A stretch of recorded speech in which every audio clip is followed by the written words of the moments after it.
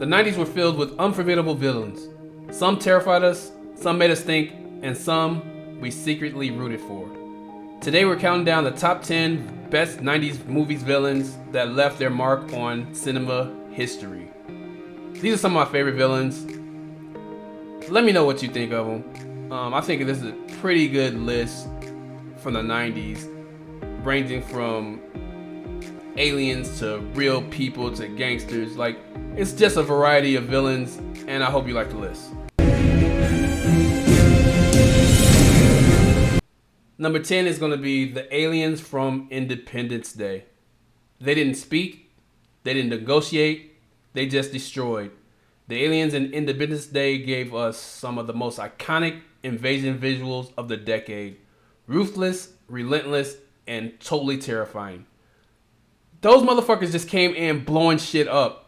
They blew up the White House. They fucking blew up that city bar where that girl was dancing.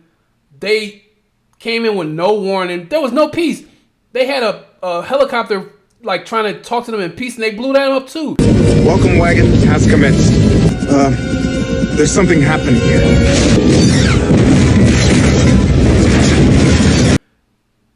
It was probably one of the best movies of the, maybe, I think it was the late 90s.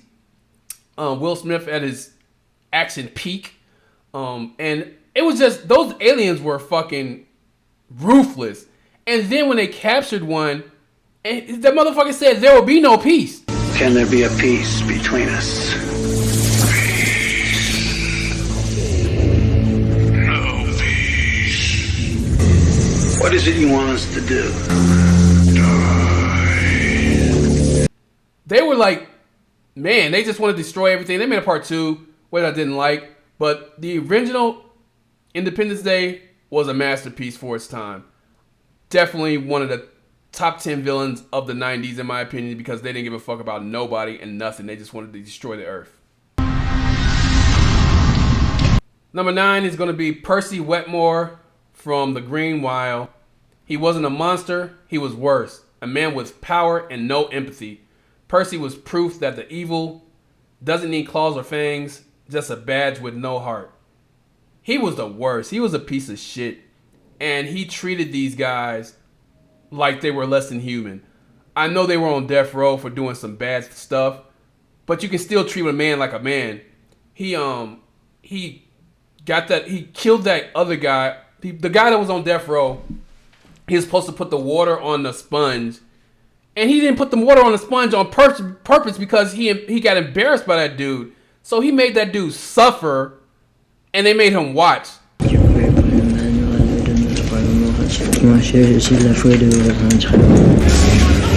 don't you shut it down? He's still alive. You watch, son of a bitch. But in the end, he actually got his just due because John Coffey put all the shit inside of him. He killed the other guy. And he went to the crazy house. He was crazy for the rest of his life, I guess, from what the movie was showing. But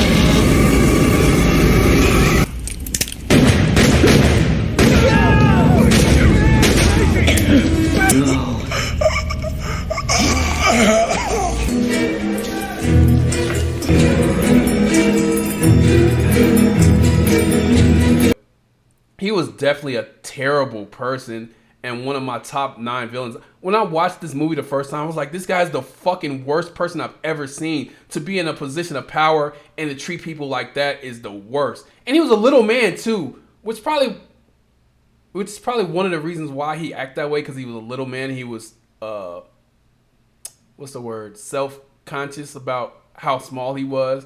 And that little bit of power made him think that he was the boss over everybody. But there's no way you should treat people like that, even though they're bad people.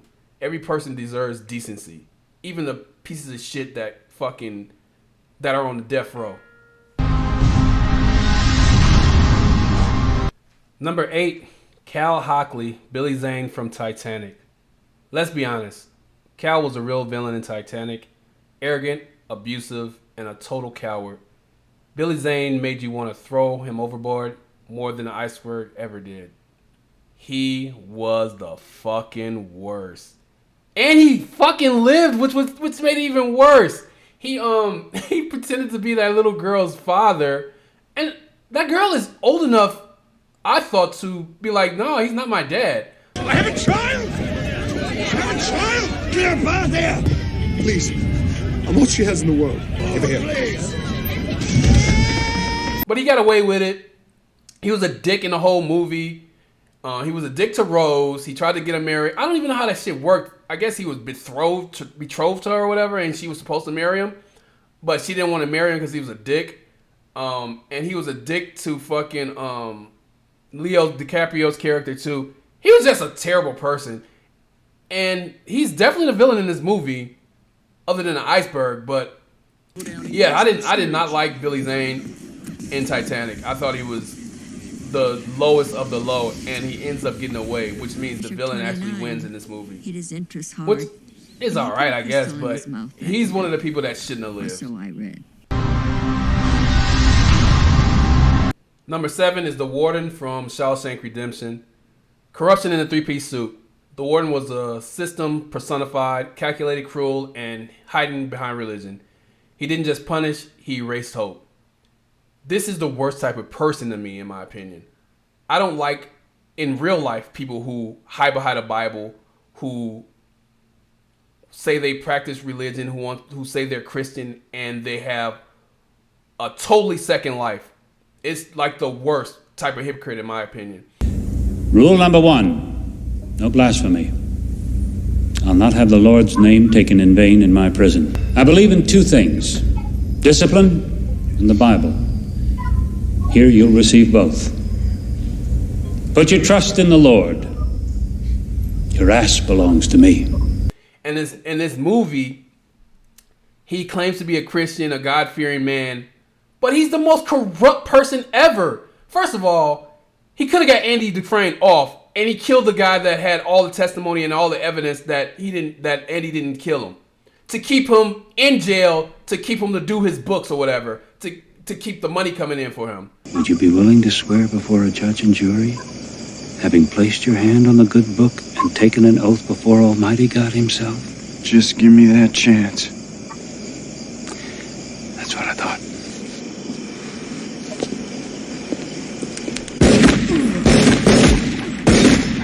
Secondly, he would quote these Bible verses and didn't mean anything to him. Pleased to see you reading this. Any favorite passages? Watch ye therefore, for ye know not when the master of the house cometh. Mark 13:35. But I prefer, I'm the light of the world. He that followeth me shall not walk in darkness, but shall have the light of life. John chapter 8, verse 12. He was just a rich man who wanted more money. And he treated Andy like shit. But he gave him some perks because he was helping him cook the books and making him all his money. He got his just desserts in the end. And another thing that I don't like about him, he took the easy way out. He didn't want to be in jail. He fucking kills himself at the end of the movie, which is bullshit. I hated the way they did that. He should have been in jail just like them and suffered in jail just like the prisoners he kept in his prison or whatever. I like to think the last thing that went through his head, other than that bullet, was to wonder how the hell Andy Dufresne ever got the best of him. Like I said, he's one of the worst kind of villains to me because he hides behind religion. And those people, in my opinion, are the worst type of people. Number 6, Agent Smith from The Matrix. Cold, calculating, quietly terrifying. Agent Smith wasn't just fighting Neo, he was fighting humanity. Every line he spoke dripped with disdain for our existence. He's one of my favorite villains in a movie of all time. I love the way he talked. As you can see, we've had our eye on you for some time now, Mr. Anderson. I love the way he was nonchalant. I love the way he fought. I love everything about this villain. I love that he was on a mission. He wasn't really... He was a bad guy, but I can't say he was the ultimate bad guy because he was just doing what he was programmed to do. Did you know that the first Matrix was designed to be a perfect human world? In the end, he ended up getting his own consciousness or whatever, but throughout the movie, he was just doing what he was programmed to do. He was getting rid of a virus, and Neo was the virus, and his people were the virus, and he was just trying to keep the system going. I don't know if that's a good thing or a bad thing, but he was definitely one of my favorite villains because he was a thinking man's villain, and he was just awesome to watch on screen too. I loved his voice too. I really loved his voice, and like I always say, the best villains make the best movies. If you have a great villain in your movie, you're gonna have a good movie, in my opinion, overall. Alright guys, that's gonna do it for the video. Thank you guys for watching. It was supposed to be a top 10 list from 10 to 1, but I'm going from 10 to 6 for this video because it was running a little long. I didn't want it to be a 30-minute video, so I'll do this video, and in a couple of days I'll release the second half of the video. So just to recap, my bottom 5 for the top 10 90s villains were number 10, the aliens from Independence Day. Number 9, Percy Wetmore from The Green Mile. Number 8, Cal Hockley from Titanic. Number 7, the Warden from Shawshank Redemption. And number 6, Agent Smith from The Matrix. Let me know what you think about those bottom 5. If you think that should be changed, if the order should be changed or whatever. Like I said, I'll have the top 5 for this top 10 list in the next couple of days. Thank you guys for watching. Truly appreciate you guys. You could be on anybody else's channel and decided to watch mine, so thank you. There's only 24 hours in the day, and you gave me a couple minutes of your day, so I truly appreciate that. Remember to like, comment, subscribe, share, and all that good stuff. Really helps me out. I truly appreciate you guys for watching. I got over 1,000 subscribers. I know that's a little bit to a lot of people, but that's big to me, and I truly appreciate you guys for watching. I want to keep putting out the videos, even if nobody watches, because I like doing it. But that's going to do it for the video. Come back for the next one. Come back for all of them. Watch the ones that you didn't watch.